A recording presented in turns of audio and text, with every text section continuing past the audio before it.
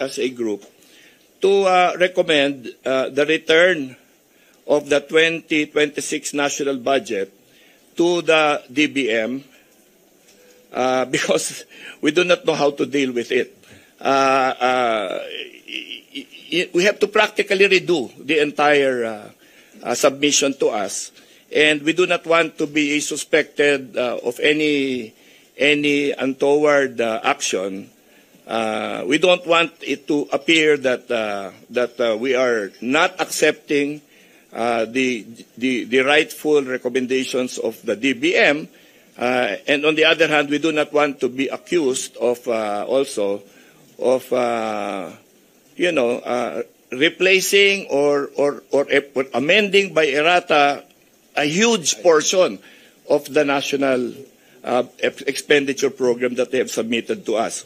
So we have decided that in good conscience we cannot begin deliberations on this national budget, and we owe it to all of you that that this is allocated properly, transparently, free of corruption, and we believe that at this point, the national expenditure program submitted by the DBM falls short of that standard.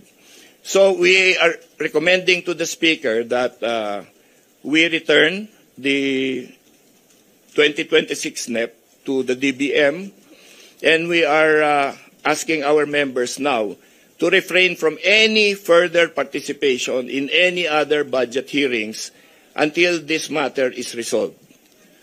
Okay? There's been enough and too much distrust already going around, especially with respect to the House of Representatives.